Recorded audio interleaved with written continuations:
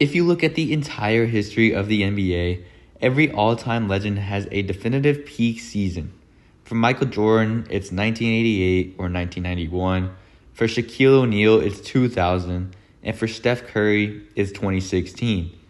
But if you're looking for the most complete, physically terrifying, and intellectually flawless version of a basketball player to ever lace up a sneaker, the search begins and ends in Miami in 2013. In this video, I'm going to be opening up the vault to dissect a singular point in basketball time, a moment when a human being didn't just play the game of basketball, he completely, mathematically solved it. I'm going to be breaking down the absolute pinnacle of individual basketball performance, 2012-2013 LeBron James. In 2013, LeBron James was 28 years old. Physically, he was an absolute apex predator, a 6'8", 260-pound freight train who ran like a sprinter and jumped like an Olympic high jumper. But what made 2013 so special wasn't just his raw athleticism. It was the moment his mental processing speed finally caught up to his physical gifts. He had the muscle memory of an elite scorer, the floor mapping vision of a legendary point guard, the low post presence of a power forward, and the defensive versatility to literally lock down positions 1 through 5 on any given possession. Let's take a look at the hardware he took home that year. An NBA championship, Finals MVP, regular season MVP, first team All-NBA, first team All-Defense. He finished second in DPOY voting. He led the Miami Heat to a historic 66-16 record, including a mind-bending 27-game win streak, the second longest in NBA history. He was one single solitary vote away from becoming the first unanimous MVP in the history of the sport. In this video, I'm going to be going past the standard highlights. I'm going to be breaking down the cold hard tape.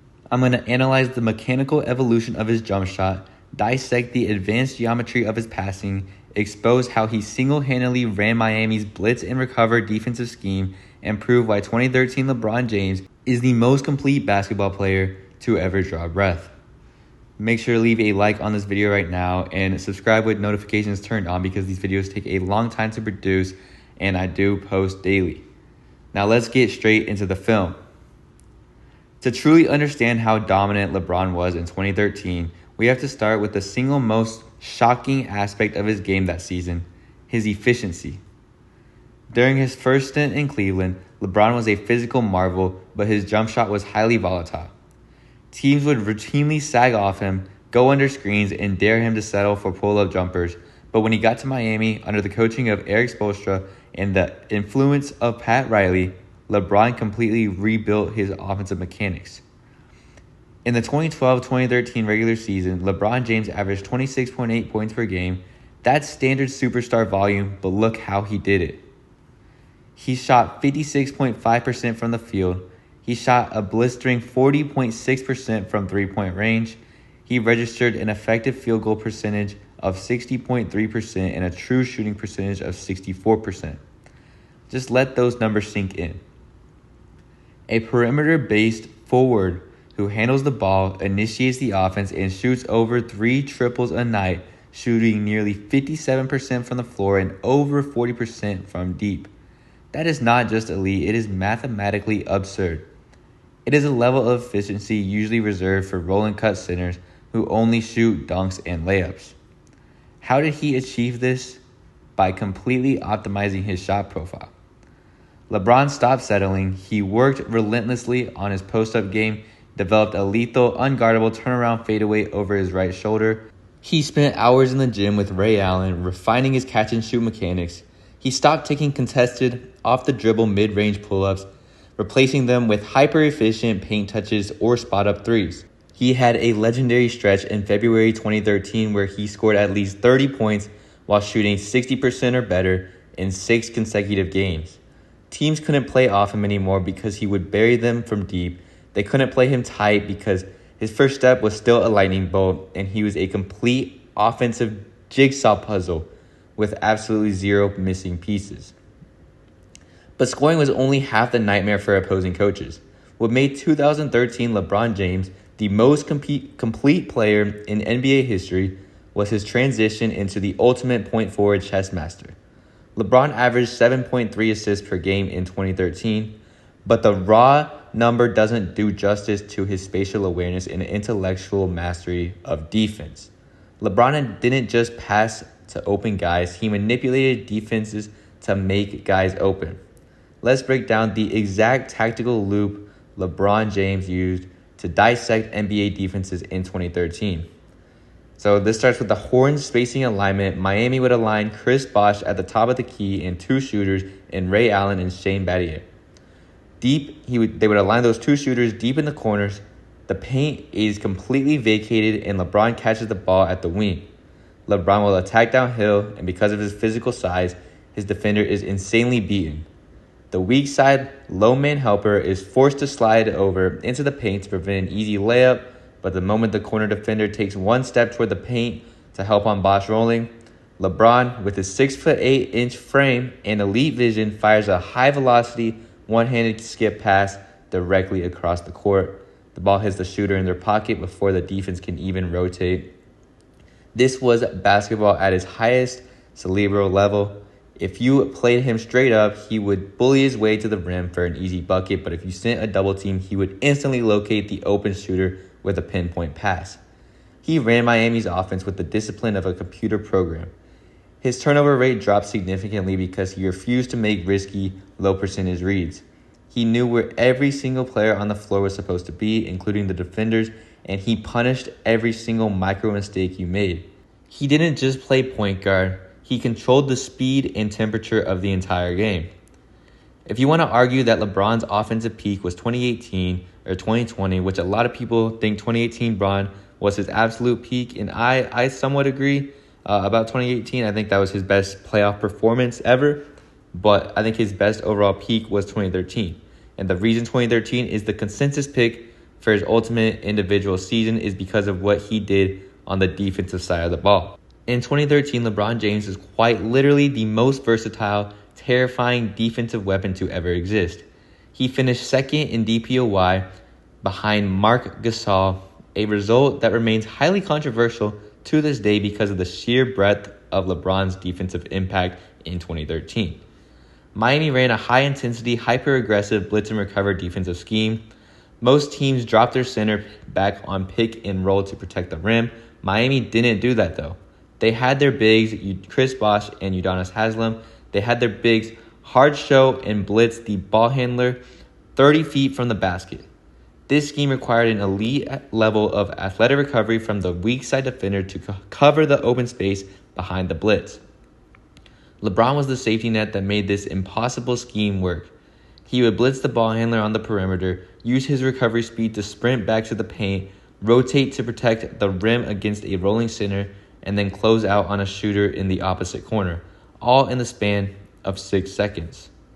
He had a defensive rating of 100.9 and averaged 1.7 steals and nearly a block per game. But those box score numbers don't show the psychological terror that he inflicted. He was the ultimate utility knife. In the same playoff run, he could switch onto Tony Parker to neutralize the Spurs' perimeter attack and then turn around and bang bodies with David West or Roy Hibbert in the low post to stop Indiana's physical interior game. There was no schematic matchup you could hunt to exploit him. He was a lockdown wing defender, an elite weak side rim protector, and a brilliant vocal coordinator, all wrapped into one physical frame. It was a defensive utopia. Now we have to talk about one of the most famous controversial milestones in MVP history. LeBron James should have been the first unanimous MVP in NBA history. Up to that point, no player had ever captured 100% of the first place votes. Not Michael Jordan, not Shaquille O'Neal, not Kareem Abdul-Jabbar. LeBron had put together the ultimate statistical narrative and team success resume to make history. When the ballots were counted, LeBron secured 120 out of 121 first place votes. The lone dissenter was Gary Washburn, a highly respected writer for the Boston Globe. Washburn casted his first place vote for Carmelo Anthony of the New York Knicks. And as we know, the Boston Celtics and LeBron James didn't coexist well, especially at this time. The sports world absolutely erupted because of this. Fans and media analysts accused Washburn of having a Boston bias, trying to derail LeBron's legacy, or simply chasing attention. But let's look at the actual reasoning Washburn gave. He argued that the award was for the most valuable player to their specific team. Carmelo Anthony had led the Knicks to 54 wins, their first division title in nearly 2 decades, and he did so with an aging, injury-depleted roster. Washburn felt that if you took Carmelo off the Knicks, they would completely collapse into the lottery, whereas if you took LeBron off the Heat, they still had Dwayne Wade and Chris Bosh to keep them in the playoff hunt. While the value argument is a classic sports writing debate, the consensus of basketball history has made its verdict clear. LeBron was robbed of a historic unanimous selection. The gap between LeBron and the rest of the league in 2013 wasn't just a statistical margin, it was a vast, unbridgeable gulf of basketball capability. He was the best scorer, the best passer, the best defender, and the undisputed leader of the best team on earth. 3 years later, Steph Curry would secure the first unanimous MVP in 2016, but anyone who watches the tape in 2013 knows that LeBron James' peak was the ultimate, unassailable standard of individual greatness.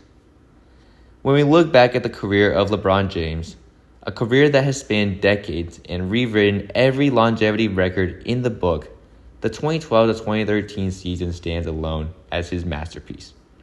It was the year he solved the game. He didn't have to choose between scoring efficiency, elite defensive output, or unselfish playmaking. He did all of them at a level that has never been replicated by a single human being in the same season. He was the perfect hybrid of speed, power, intellect, and skill. If you were to build the ultimate basketball player in a sports science laboratory, you would end up with 2013 LeBron James. But now I want to hear from you guys. Where does 2013 LeBron James rank on your list of the greatest individual seasons in NBA history? Do you think he should have won Defensive Player of the Year over Marc Gasol? How do you feel about the Gary Washburn MVP vote? What year of LeBron James' career was his peak, his absolute peak? Make sure to drop your thoughts, your hot takes, and your personal rankings in the comments below. Please do me a massive favor and hit the like button and subscribe with notifications turned on for more deep dive NBA content, because I post daily and it takes a very long time to produce these videos. I appreciate every single one of you for watching these videos and following the channel.